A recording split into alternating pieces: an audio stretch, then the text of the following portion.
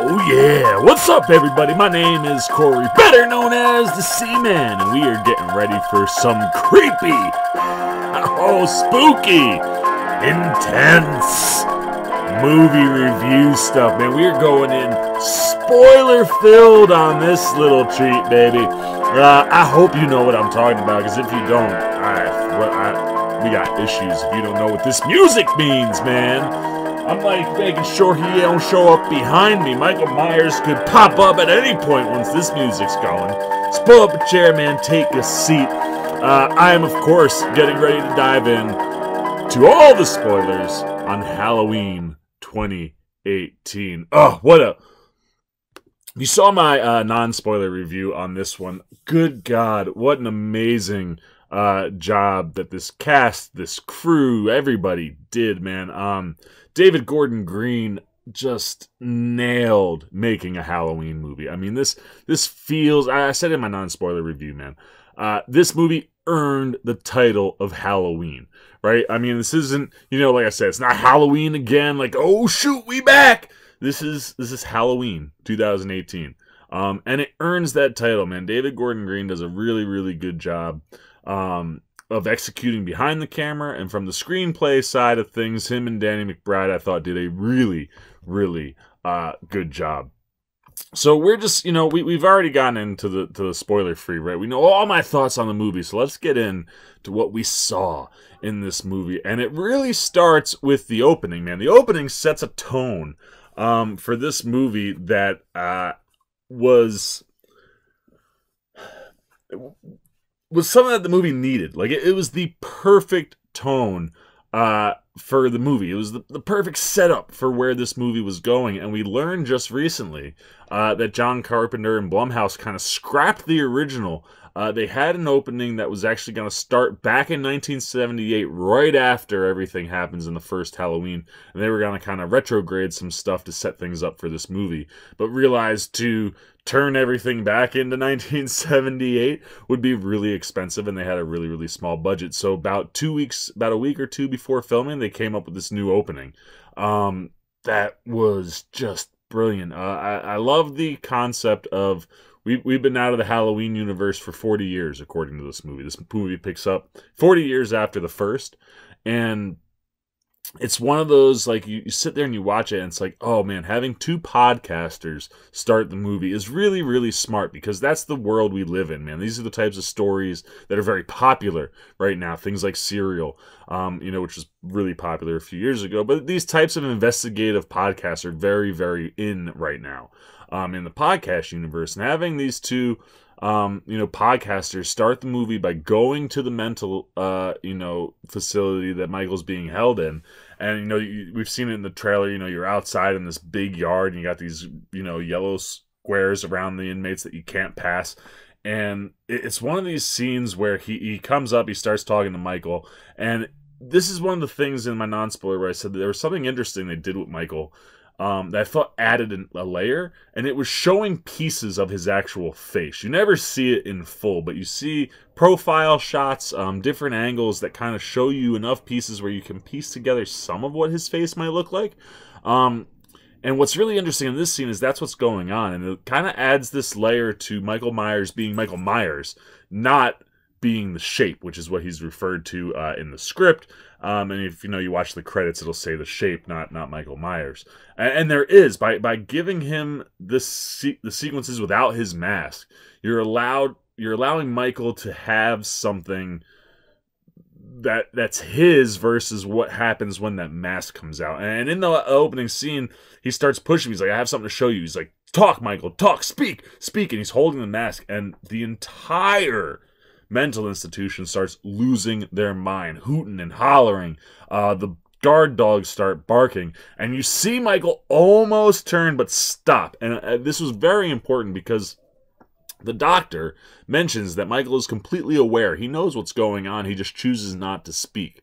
And this whole scene, you can see that he's in full control. He is fighting the power that comes from that mask. And like I said, the mask's presence riles up everybody because that power is so potent. And Michael really has to fight it, but he does, and he stays cool. And the podcasters think that he's just not there, but you can tell he's totally coherent, and he wants that mask back, but he knows he can't have it. I really loved that opening. The fact that like the new doctor mentions that Loomis was the only one to ever see him in the wild. Everybody else that's kind of worked with Michael has been inside this facility. And it does. There's this mystery that really only Loomis ever really understood who Michael Myers or what Michael Myers was. And that opening is just it's absolutely chilling, and it sets up what is the beginning of a really great Halloween roller coaster ride. And then when the opening credits started, man, it is a decayed pumpkin that turns itself back to a regular full jack-o'-lantern. I just was like, you take all my money right now, Halloween. It was beautiful to watch. I was just sitting to it, listening to the score, and I was like, oh, this feels so like the original.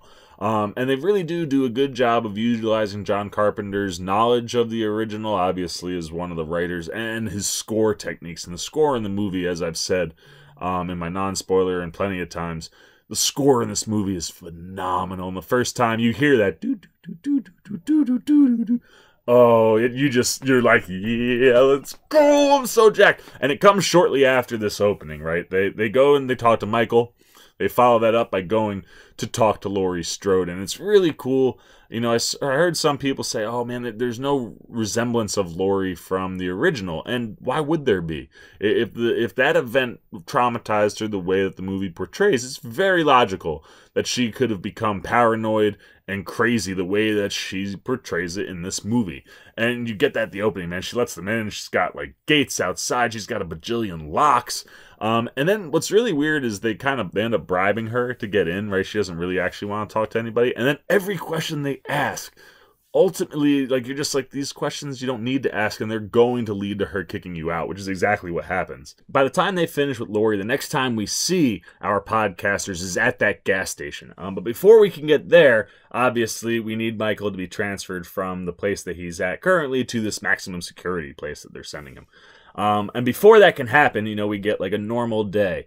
And we get to see Laurie's family, which is a really interesting dynamic in the movie that I really dig. The dynamic between Laurie and her daughter Karen, clearly a lot of damage there, right? I mean, they reflect as you go through the movie that Karen was raised, knew how to shoot a gun by the time she was 5. Like, Laurie raised her to be ready for Michael, and built all that paranoia in her that to the point when Judy Greer's Karen has a daughter, Laurie's granddaughter Allison, she doesn't approach parenting that way whatsoever. And it really seems like Karen is trying to keep her distance from her mom. And you get to the point where you find out Allison's winning an award, National Honor Society, and, she wants her grandma to be there. And, Karen says that she talked to her, but she can't make it. And then Laurie shows up to the dinner. And this whole dinner sequence, man, is one of my favorite scenes in the movie.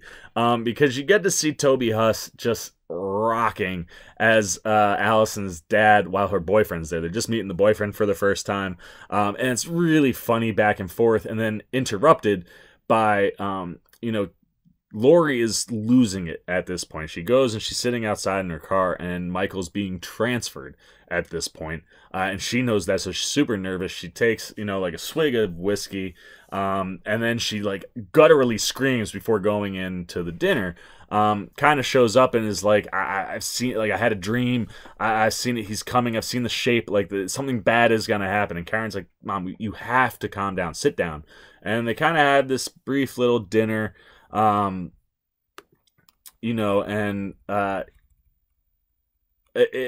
just get this, like, you get this sense of how this family dynamic has been birthed because of what happened to Laurie all the way back in the day.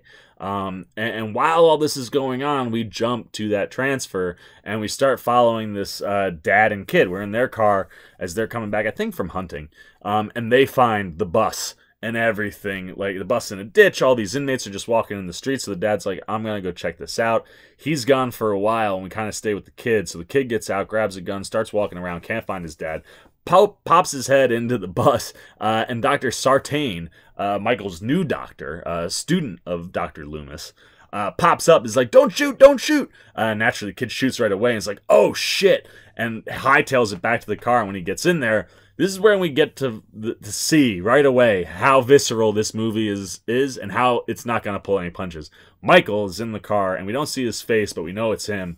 And he grabs this kid by the neck, shoves him up against the window, and we watch him break this kid's neck. We've crossed into this world now where it's like, okay to kill kids on camera, I guess. It still makes, I feel weird every time it happens. And it's not like one of those, like, oh, you see his feet shaking, you hear a noise, and then they stop moving.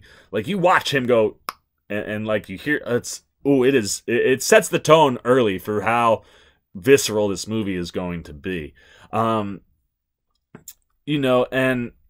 you get to see some of the other guys that he killed along the way. Like, as we're moving through this sequence, we find that, like, there's, a couple dead people. He beat up a cop. That gives you a pop scare that, even though you know it's coming, it got me both times I saw the movie.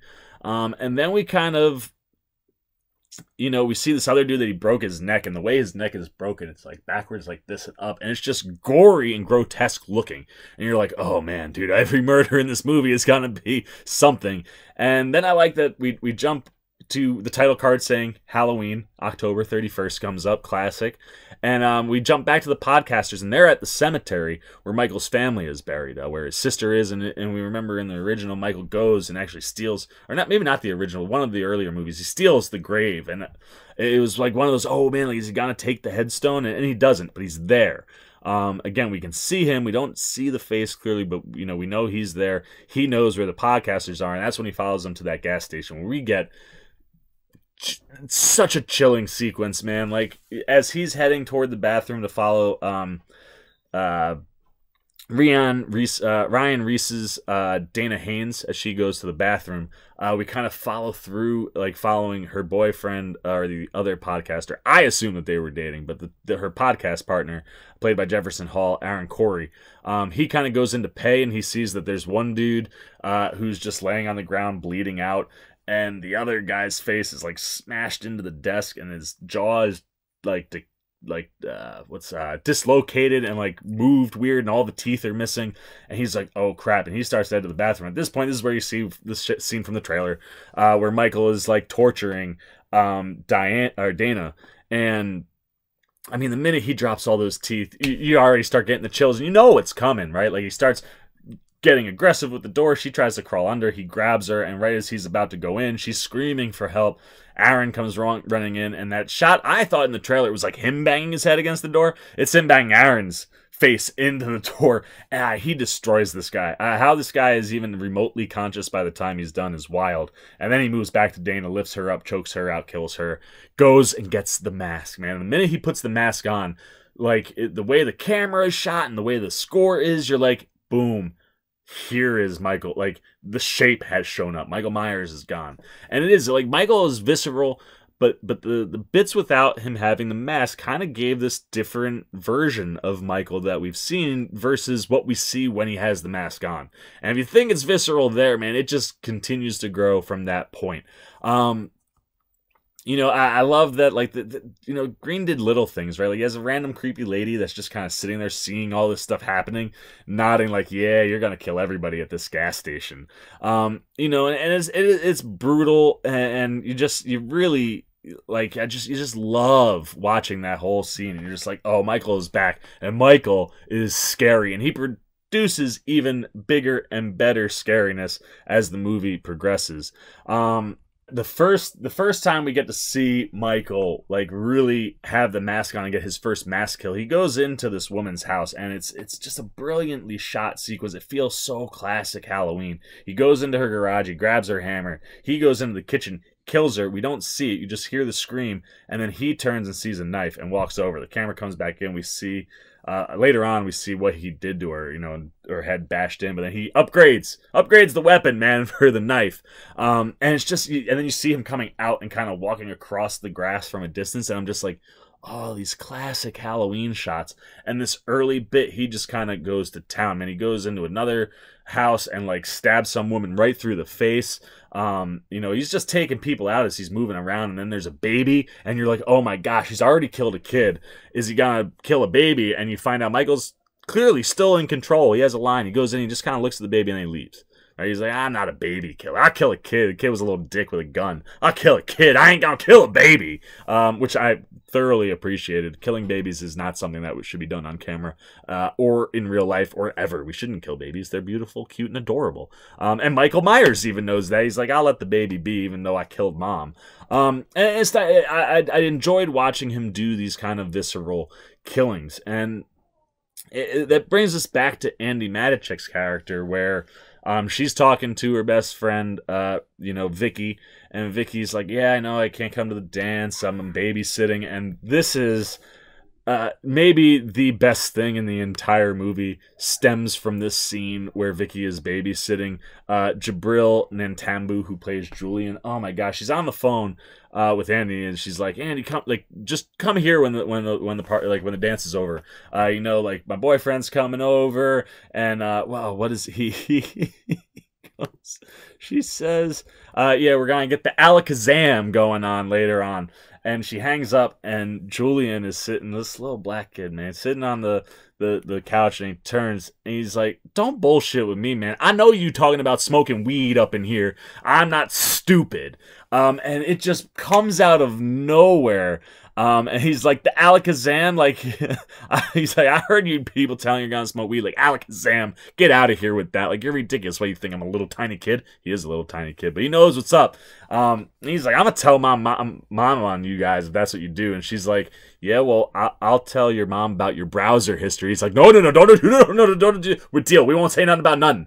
And he's just so fun. It's one of the first real pop non-Michael moments in the movie. You're just like, this kid just stole the whole movie, man. He is laugh out loud funny. And then, you know, we jump back to the dance. You see Andi Matichak's boyfriend kiss some sexy looking tiger girl, and you know, obviously Allison not happy. They kind of have a falling out. She storms out,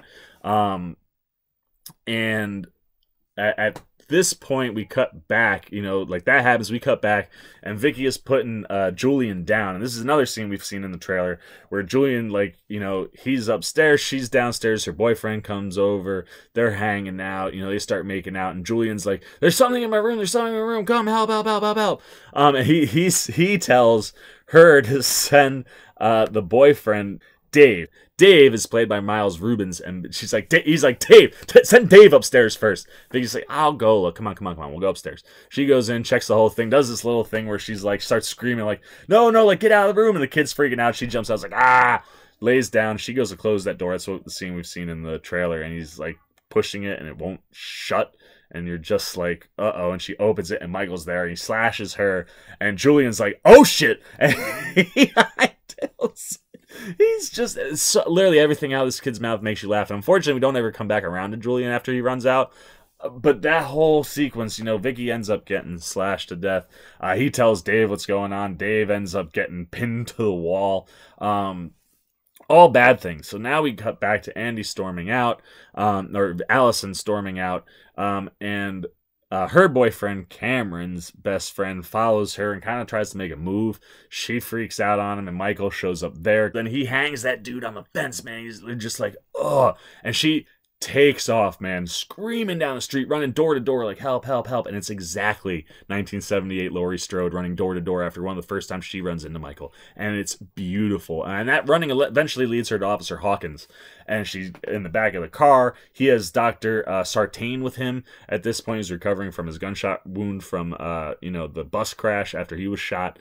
So the three of them are now together, and Laurie is rounding up Karen and her husband. They can't get a hold of Allison because she doesn't have a phone. It's in a bit of pudding, which is strange because we never see Cameron after that.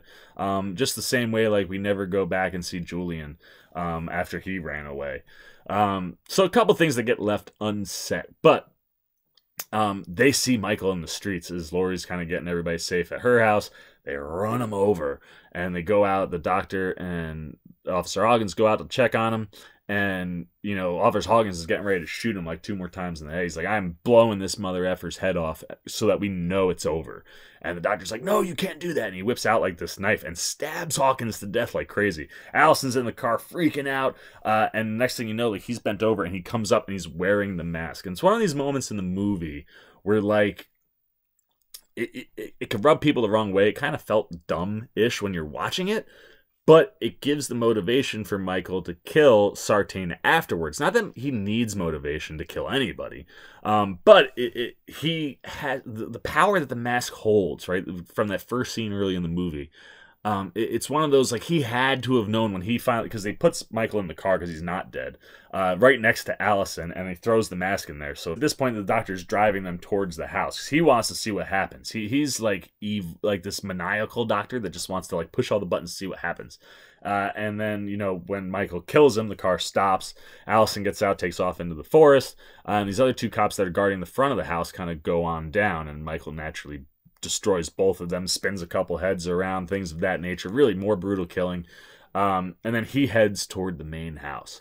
Now, at this point, Allison is turning the mannequin field into something terrifying. I think mannequins are super creepy, but the way they're presented in this movie as target practice, they're not scary. Well, in the middle of the night, and Allison stumbles into that shooting gallery, and you've got all these head blown off mannequins and, you know, shots in their heads and bodies, and it's terrifying, man. Like, you're sitting there, you're watching, you're like, this is so creepy. Like, good on you, Halloween. You made something that wasn't creepy super creepy by the end of the movie. At this point, Michael, because when Michael's walking up to the house, right, when Allison's running into the backyard, Toby Huss goes out to see what's wrong with the police, and when he goes outside, he gets choked out by the chain. It's one of those classic, like, the camera's shooting on him here, and Michael comes up from behind him from a distance, comes right up behind her. Again, another one of those shots are just like classic Halloween stuff. So once Toby Huss is dead, they kind of lock up all the doors. Michael crashes through, grabs Laurie, and like Karen's downstairs in the basement, and he's like choking her to death. She ends up shooting off like 3 of his fingers. Not gonna stop this dude. In the interim, you know, we get this like kind of like on the edge of your seat sequence where like Allison is in the house, and, you know, Laurie's gone. Laurie's downstairs, Michael's upstairs, and Allison comes in their house and like, oh my gosh, Allison, and she's like, grandmother, grandmother, yelling. You're like, oh my gosh, Michael's gonna come down. They actually get the door open. They get her down into the secret cellar, and Laurie goes through clearing the house. And this is one of the coolest scenes, man. She goes like room to room, and every time she clears a room, she hits a button. This giant gate drops down. Like, she's built this house specifically for Mike, where it's like every time that she knows a room doesn't have him in it, lock it so he can't hide in there. Well, I'm gonna get him and me in the same place at the same time. And it's as they're fighting, you know, Michael kind of does one of these things where he's fighting Laurie upstairs, and he abuses Laurie the entire time in the house, man. She does not win at all, other than taking off 3 fingers, and that don't stop him whatsoever. But they have this really cool moment where he throws her out the window, and she lands on the ground in one of those classic, like, I've landed on the ground poses. And he looks, and then something else happens. I think it's when he hears Allison finally screaming downstairs, and Karen's coming up, like, trying to get Allison down. He goes, and he looks back, Laurie's gone. It's absolutely wonderful. But then he goes back downstairs, figures out where Karen is, and Allison, and essentially rips, just pure strength, rips the island off, and the door is standing there. And this is the moment that sealed Judy Greer for being phenomenal in this movie. She's sitting there, she's got the gun, all this training that her mom's done, and she's freaking out. She's like, Mom, where are you? Like, she thinks something bad's happening. She's like, Mom, I'm sorry, I can't do it. And she's like shaking violently with the gun. And as she says she can't do it, Michael steps in front, and all of a sudden, all the shaking stops. She goes dead on. Her face goes stoic, and she's like, gotcha. Shoots him right in the neck. It's just absolutely brilliant. And then there's this beautiful shot from right behind. You see like a light come on, and Laurie's face in the blackness behind Michael. Very, again, more classic Halloween stuff. And she's just, you know, she says something, kicks Michael down the stairs. And then like Karen and Allison run up. Of course, he grabs Karen's foot. Karen kicks him back down the stairs, and Laurie hits this thing where like these giant blades come across and essentially lock him in the basement. And Laurie flips a switch, and gas starts going off in all different parts of the house. Throws a match down. You see flames come up, and Michael's just standing there like this, looking straight up at them. And the flames are engulfed around him, and you're essentially sitting there going, this is Michael going into hell. And that's what it looks like. Girls get out of the house. You see that the entire house is set up. She's got all these different points that like get hot, and then when the gas gets there, sets everything on fire. And it's crazy. You're like, wow, this whole house was built to catch and burn Michael to death. But there's a shot in the basement right after you've seen him standing where the camera is in the basement and the flames are building everywhere, showing the exact same spot Michael was standing, and Michael's nowhere to be seen in the basement. And we know he's more than a person. And supposedly this movie is supposed to pop off as kind of like a soft reboot to do more movies. So you know Michael's not dead.